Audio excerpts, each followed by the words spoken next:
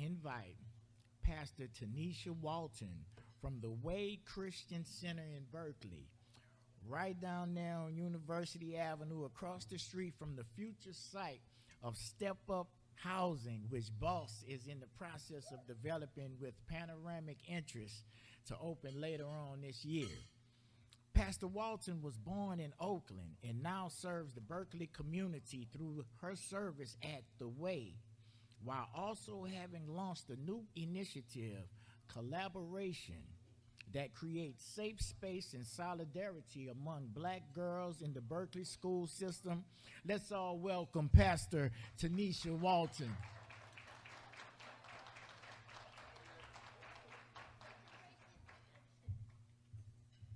Hello, everybody. I'm going to leave my mask on if that's okay, but y'all mind if we go to church for just a little bit? How many are grateful to be here today? Oh, boy, it's been a couple of years we've been able to gather like that. So how many are just grateful to be alive, grateful to be in the house, grateful to see other people again? Come on, can we just clap our hands one more time? Just in gratitude, just to be in community once again. So if you won't mind, I just wanted to invite us to invite you all into a blessing on our time of our celebration today. So if you don't mind, could you just, let's have a moment of concentration. You could bow your head or close your eyes or whatever you need just to be present in the moment. So, Almighty God, you are known by many names and heard by many voices. But we invoke your presence to be with us today as we honor these fine students and community members for their resilience and dedication. We thank you for these rising stars. We ask your blessing be upon these young people who we're going to honor today for their achievements. We celebrate their capacity for creativity, for critical thinking, and focused effort. And we thank you for their confidence to discover and explore new possibilities and knowledge to discern what is right, what is good, and what is just. Now enable them to draw upon the wisdom and experience of yesterday as they respond to the questions and concerns for tomorrow. Support our leaders as they continue to make a difference in this world. And as rising stars, let them continue to shine bright in their brilliance, in their uniqueness, in all wisdom and in all strength. I'm praying this prayer in the name of Jesus. Amen.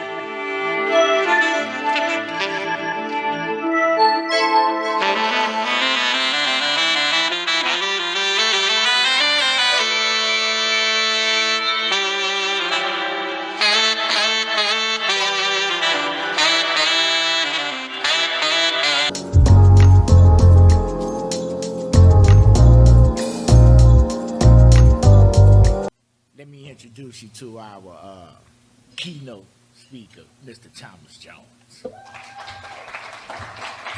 Thank you. Thank you, Ariane.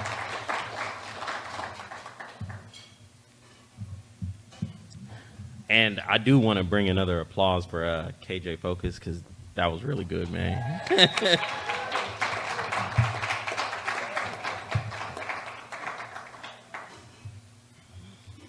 Now, to begin, I want to thank God first and foremost for bringing me to this space today and bringing me around y'all.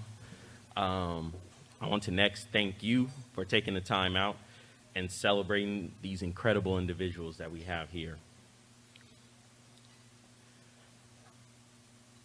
Before I start with my speech, too, I want to know how many people here has flown by the show of hands?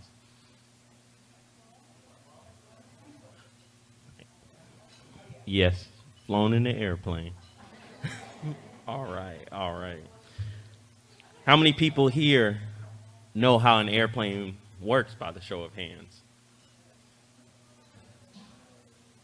Okay, okay. Well, let me tell some of you that don't know how a commercial plane flies. It flies blind. When a pilot takes off and reaches a certain altitude, they always fall off course. And a lot of time run into pockets of rough turbulence that can leave them lost. They rely on the air traffic control to steady keep them on course. They avoid storms, rough patches on air, and is able to reach their destination because they work together with the air traffic control. Now let me rephrase the question. How many people here have been knocked off course by the show of hands? Come on, y'all. How many people here has been knocked off course by the show of hands? It should be everybody. We as a community have all been knocked off course someplace in time, and we have sometimes flown blind. Let me tell you, your community right here is your traffic air control. Your community is your support system. This is what brought me here today. I was where you were sitting, a rising star, 6 years ago from today. I wasn't sure how I was going to get to my destination. It felt far-fetched. The dream to reach my goal, I felt as though it was too late. I felt I have done too much damage. That was my course correction. Being here at this event 6 years ago.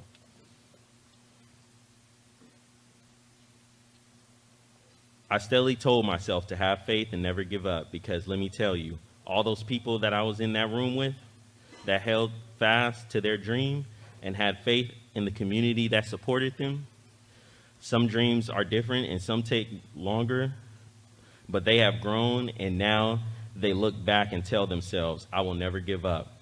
That is the only way you lose. Currently, I'm at a place where I look back and it's surreal. I still sometimes course corrects. That's a part of life like everybody else. I have a 9-year-old son who keeps me learning, and I started a business and I'm actively in the community so I can continue that legacy of the support system. So keep flying, keep checking in with your loved ones. Don't worry. If I see you out there, I'm gonna check on you because that's what a community do. That's what Boss instilled in me. Thank you.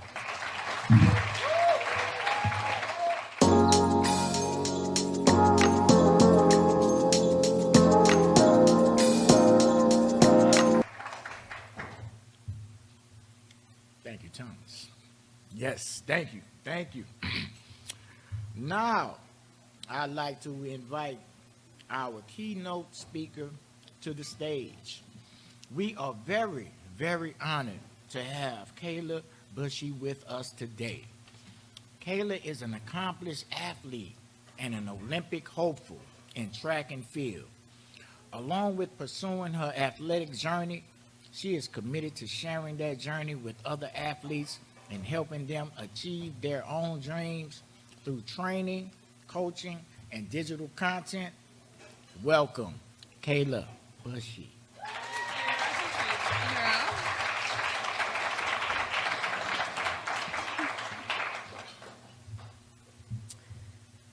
That's impossible.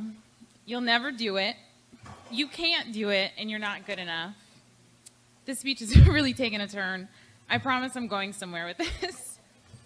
If you've ever heard this, welcome. You're now a part of an elite group, a lot of times referred to as the greats.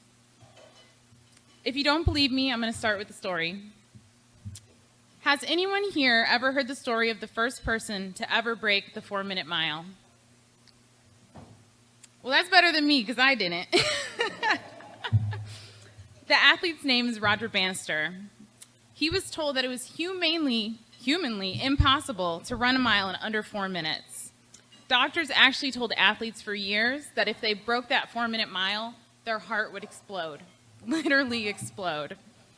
Well, on May 6, 1954, Roger challenged this belief system and ran 3 minutes, 59 seconds. His heart did not explode. 45 days later, the record was broken again by a different athlete this time, 3 minutes, 57 seconds. So how could something that was so impossible, potentially lethal, now become something that was continuously being done over and over and over again? Well, somebody made the impossible possible, and that possibility made it imaginable for the next person to do. You wouldn't believe it, but today over 18 high school athletes have now broken this impossible goal.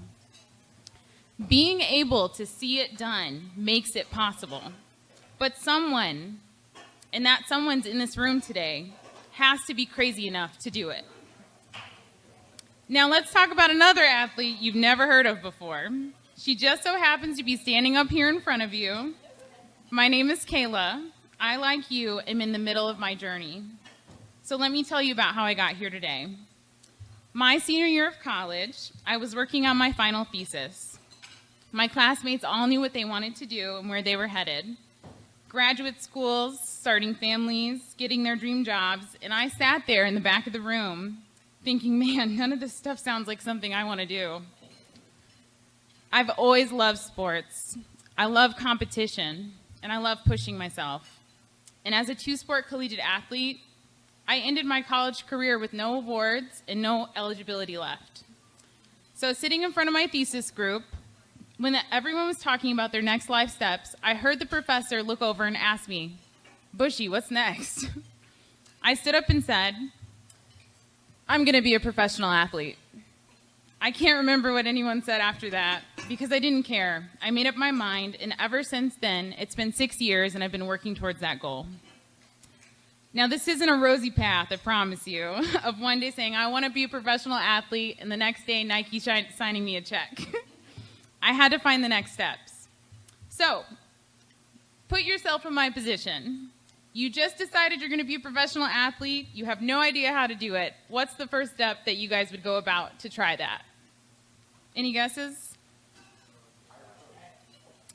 That's a good idea. I Googled it. Literally Googled how to become a professional athlete. Search results came up, and I decided to follow the list. Step 1, find a coach. Step 2, figure out how to pay this coach. Step 3, get good enough to qualify for national competitions. Step 4, make an Olympic team and get money. Easy enough, right? No. Step 1, check. I found a coach. Thanks again to Google. After graduating college, 4 days later, I moved across the country to a city I knew nothing about because I found a training group via Instagram that specializes in triple jump. My mom was worried. Step 2, figure out how to pay the coach. Check. I got some very random jobs that would pay the bills barely. Job 1, I became a bank teller. It let me work first shift so I could train afterwards. Job 2, a very small security officer who then turned into a concierge desk. I worked weekends and earned enough money to pay for my shared room with 6 other roommates. Starting this journey, I had no idea what I would do or how I'd do it, but I knew just enough to be excited about training 6 hours a day and go to work afterwards, 7 days a week. It was hard, the hours were long, and I steadily got better and better. I spent 1.5 years training in this group until I couldn't afford it anymore. I took the knowledge I learned and I moved to a small city right on the edge of Iowa, where I still stay today. Somewhere I could afford to live and just completely focus on training. So step 3, get good enough to qualify for national champs. Check. 2 years after graduating, moving again, coaching and training by myself, learning how to program the training and peak when I wanted, I qualified that year for the USATF National Championships, where the top people in the United States go to compete. Thank you. I went to my first USATF National Champs, and drum roll please, I placed 10th. Not quite the inspirational ending, but I promise it's not the end yet. I continue to train. Step 4, make an Olympic team and get paid. That's currently in progress. 2 years after that national champs, I improved, but missed the Olympic trials by 9 centimeters. 9 freaking centimeters.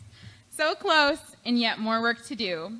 When I say I'm like you, I mean it. I'm in the middle of my journey, just like you, a rising star. I'm here today because I want to remind you that what you want to do, it isn't crazy. Your goals, your desires, your dreams, and your vision is uniquely yours. It's special. You should treat it that way. And I promise it will not be easy all the time, but you will find your path. If you want to stun the world and do something they think you can't do, you already have that power within you. So I'll leave you with this. Be crazy. Be the first. Create the path that you want to succeed. Let people follow you. I'm Kayla Bushy. I'm going to go to the Olympics. Sounds crazy, doesn't it? Yeah. Yeah.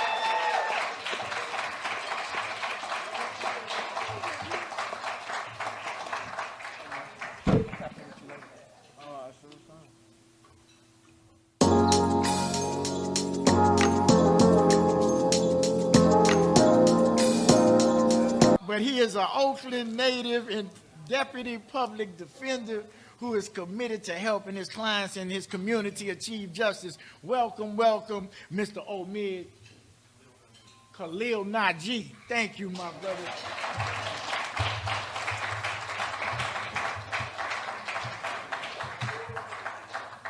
Good afternoon. I'm actually, can you all hear me like this? I'm not good with the mic. So, good afternoon. Why don't you give your all a round of applause? Good looking group. I'm an attorney at the Alameda County Public Defender's Office. I've been doing this work close to 15 years. What I do on a daily basis is come to court. I meet clients. I'm in jail, so not. Most of my clients resemble what this group looks like. Black and brown folks. I've been doing this for 15 years, and I've represented people accused of an array of things. DUI, homicide. I've seen the worst of scenarios.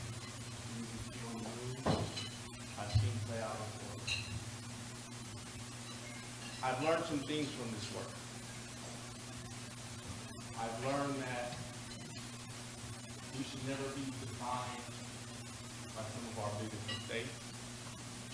I've learned that every individual deserves an access to opportunity. I've learned that when you see people in their most darkest, broken time, that's when they act out of desperation. So being here, I see that there's a lot of community involvement. I see there's engagement. I feel a lot of love in the room. When I meet clients, most of them are from the younger age group, teens, 20s, early 30s. But before I did this work, I grew up not too far from here. When I was on my way here, I drove through my old neighborhood, I grew up on 59th and Shattuck, Bushrod Park. It was a lot different then when I was growing up. For those of you that have been here most of your life, you know what Oakland's like. But before the gentrification, before the development in the 80s, it was different. And when I first started my practice, I saw so many young black and brown men in jail for minor offenses, drug sales related offenses. Before I did this work, I never envisioned coming to law school. I was not a good student. Times I was in the streets. But I didn't get in a lot of trouble. It was, most of my friends did. And at 18, my mother said, you're gonna make a decision. You're gonna work, or you're gonna go to school. And if you don't do that, you gotta go. Didn't know what I wanted to do. I enrolled in Cal State Hayward. Finished that, not a stellar student, but I finished. And it wasn't until a friend said, you should go to law school. Did not think of it. And I went. And when I got there, what I saw for me was a culture shock, because I saw a room, mostly young white students. But in talking to them, I realized what difference they had in their life. And when I talked to most of these students, their parents had an access to opportunity that my parents didn't. Their parents were politicians, doctors, lawyers. I didn't see that growing up. So that sparked a passion, a fire for me, that if I'm here with them, I can do the same things that they do. Well, what I realized was there's one thing that I think we in this room are connected with, and that those with access to opportunity don't compete with us with. And what that is we have a resilience, we have a work ethic, and we have a deep desire to improve our communities. And so I took that with me in my practice. And so after doing this now, when I meet clients, there's a common theme. And much of it is trauma-based. The trauma they endure in their life, the trauma their families endured in their life without the access to opportunity. Sometimes it's simply a matter of giving us the opportunity we need, that second chance, to spark the interest, to spark the talents. You know, we start this room with beautiful music. I see young faces. I see the interest. I see the desire. And so I want to congratulate you all, the rising stars, the graduates, the participants. All of this, I believe, is a part of developing healthy families, healthy communities, and healthy lives. Give yourself a round of applause. Thank you.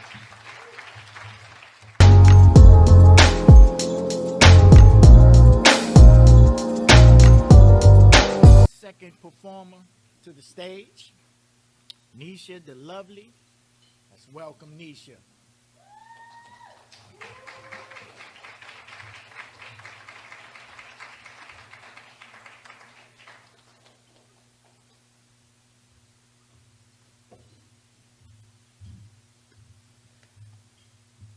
and giving honor to God, because that is the head of my life. Thank you, God. Hi, y'all. So I'm so grateful that Boss invited me to be a part of this ceremony, because this is a joyous ceremony. I'm going to share a few pieces with y'all. I'm going to share a little bit about my backstory. Very brief. So I, too, was homeless at one point. For many, many years, I couldn't speak. It's called selective mutism. So as a result of my trauma in my childhood, it carried on into my adulthood. I wasn't able to articulate myself. I wasn't able to form sentences. I wasn't able to hold my head up. But I'm so grateful to God that I'm here before y'all today, not only speaking, but encouraging and sharing my original artwork. I hope that you will hear my words today, let it resonate, really carry it with you. And I'm not going to hold up too much time with my whole backstory, but I'm going to start off with a piece that I created for the recent celebration, the graduation. And I want you to really, really just take these words in, because I mean this. May you all be encouraged. May we all be encouraged. We are not defined by our misfortunes, by our stumbles and falls, scrapes and bruises, by the length of our rivers overflowing with tears. Nor are we defined by our stagnant seasons where we are too dry to cry, so rain doesn't fall at all. When we are filled to the brim with nothing but emptiness, filled to the brim with nothing but emptiness, starving for sustenance, consumed with desolation, thirsting for hydration to produce at least a puddle. When we're at our lowest, we are not defined by that. We are not the intolerance nor the turbulence inflicted upon us, the abuses that looted our innocence, the deficits taunting and haunting our senses, pushing us toward the brink of break. We're not defined by that. Are we traumatized by the negligence? Yes, the socioeconomic and domestic injustices that instigate and escort our loneliness down depression lane straight into oppression avenue. These tribulations and testimonies, please feel free to include them in your conversations if you must, but note that although we can include these calamities in our stories, the debris of our history, our making, we alive, yet blessed with opportunity, are not casualties. Therefore, again, we are not defined by it. For with a determined mind and willing spirit, we are the evidence. We are the evidence that homelessness doesn't equate to hopelessness. How many of you have ever been homeless? It doesn't equate to hopelessness. Addiction isn't guaranteed a permanent residence. Sobriety is a real thing. And while everything must touch the ground due to gravity, we all have the ability to bounce back, to elevate, to rise, and in time, just as all new life learns to talk and walk, gradually, we can and will stand again and again and again. To the rising stars that are shining, to those stars that have been lingering just there, that's me. I say this to you. I see the light in you, but you refuse to shine. Instead of radiating that light, you recline amongst the blind. Perhaps foundation is the problem, for you constantly concealed, so busy out there playing makeup, trying to cover up what's real. But someone sees the real you. Someone really cares. And someone out there needs your light to guide them through their own despair. You have no need to be ashamed of the experience, the bruises, the blemishes that you've gained. Besides, holding on to what went wrong can only lead to chronic pain. My people, we need to let it go. My people, it's time for us to grow. Our eclipse has come and passed, so go on and let that brilliance show. This life of ours, this borrowed time, is very short. It's very short, y'all. So we must move from beyond those clouds, because there's only so much time on this earth before the sun goes down. And for the fighters, because we're all fighters, we're all fighting something. God bless the restless birds. For sometimes even the messenger needs a word and a safe space for crying. Tired but striving, she spreads her wings and keeps flying. See, there's reward in living a life of purpose. Reimbursement or not, the journey is worth it. So she cleanses her wounds and proceeds with caution, determined to bring change no matter how often, constantly pursuing a deeper frequency, on a mission to heal the frequent vacancies in her soul. Her evolution boosts her wisdom and self-control. Recklessness makes her restive, so she isn't complacent. The light reveals paradise, so she knows it's adjacent. Won't let no body, no badge, nor bullet deter her. Scary routes and bouts have only matured her. And for he the same.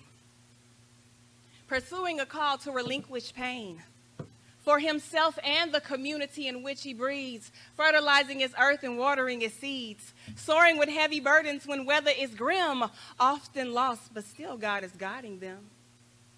Unwilling to stop even when seasons give reason, on fatigue knees praying until they start bleeding. With grit to persist, they'll sweat but continue, refusing to be the bird served on the menu. So they fly. And they fly, and they fly, and they fly. And they fly. And they fly, and they fly, and they fly. And they fly. And they fly, and they fly, and they fly. Over obstacles, through torrential rains, joys, hurts, misfortune, and pain, tired and sore, nonetheless, they soar. 'Cause they fly. Y'all are fly. We are fly. So fly. So fly. There's a civil rights song that I decided upon my own to recreate and share with community. So while I'm not a vocalist, I hope y'all enjoy this. Take it home and make it your own, okay? It goes. Rain then came into the church, washed them sins but left the dirt. Keep your eyes on the prize and hold on. Day is cold as night is dark. Children sleeping in the park. Come on, y'all. Keep your eyes on the prize and hold on. Hold on. Hold on.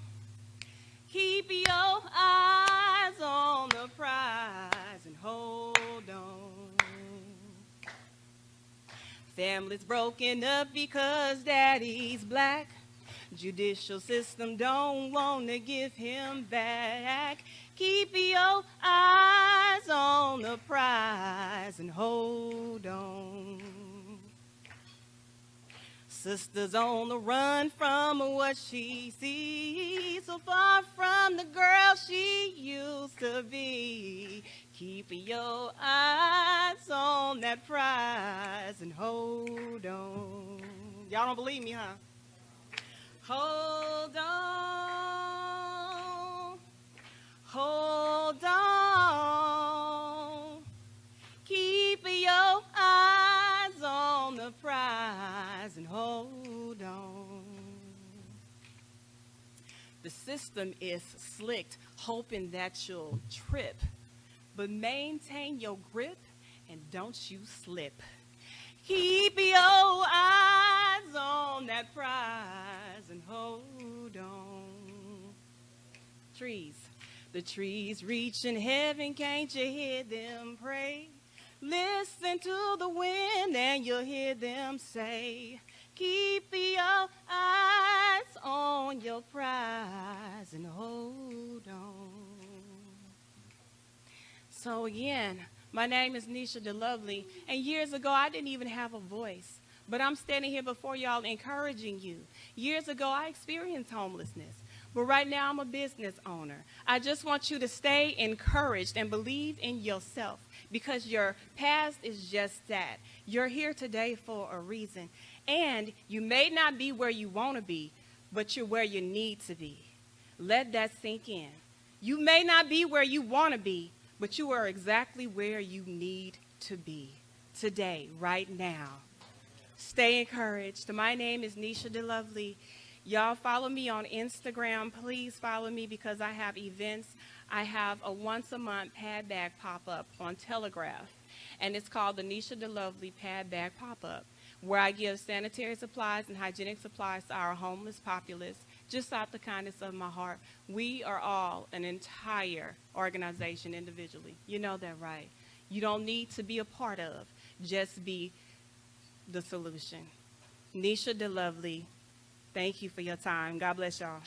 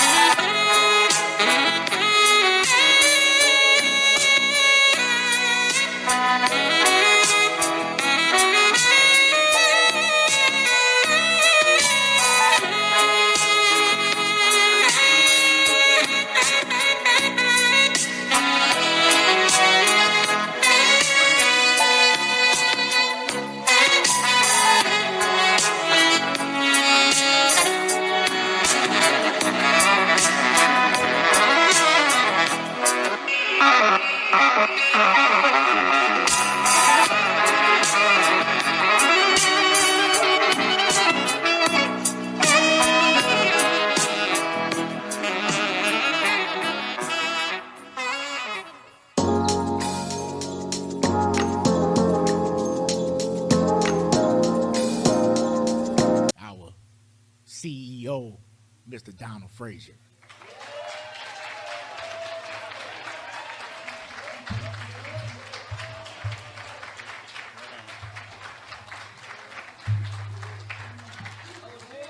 Hey, everybody. Hey, everybody. How you doing? I just want to close it out with a couple of things. I want to just say thank you to everybody, starting with Shattuck Hotel. For give you a quick overview of what this Rising Stars event is about. So we started this in 2014. It was a while back. And we started it because we wanted to shine light on young people. We wanted to shine light on folks and bring you and expose you to an experience that maybe you haven't experienced before. And it's very important to have those experiences and that level of exposure, whether it's in college, whether it's in a dining room like this or an event hall like this, and just being loved, right? Just being loved is important, right? 4 things that we talk about when we do our work is if an individual has respect, feels respected, feels loved, feels safe, and feel like they belong, you're going to be all right. You're going to be all right. So, with that, I want to thank Pastor Walton. I want to thank KJ Focus. I want to thank Thomas. I want to thank Kyla, our Olympic hopeful. We got to get her there, y'all. We got to get her there. We got to get her there, right? I want to thank Ahmed. I want to thank Nisha. Sister Nisha, you're lovely. That was beautiful. Absolutely. I want to thank our rising stars, every last one of you. That is Fatima, that's Mona, that's Stefan, that's Meziana, that's Shamika, that's David, that's Nigel, Carl, Julian, Israel, Alberto, Elmo, Lenore, Mercy, Talitha, and Alicia. Listen, thank you. Thank you and congratulations, right? You deserve it. You deserve it. You deserve it. I want to thank, finally, I want to thank our development team, Sonia, Satia, Lejan, Miguel, for really putting this together. They put a lot of work. They put a lot of work into this just for y'all. Just know that. And finally, I want to thank our board of directors that are here tonight. Our president of the board, Hamilton Hunt. Our treasurer of the board, John Feltz. Marlene, Sister Marlene, I love you over there. Marlene Hurd, and everybody else, and our partners at Alameda County Public Defender's Office. This year, we partnered with Alameda County Public Defender's Office to bring this forward, to really celebrate our young people who are struggling, right, and just need that support. Next year, we're going to do it even a little bit larger, right? We're going to expand this into Oakland, maybe bring in Alameda County Juvenile Department and really kind of just love on them as well, right? So they could experience this too. With that, I'm going to say, listen, I love you, much love and respect to you all, and thank you.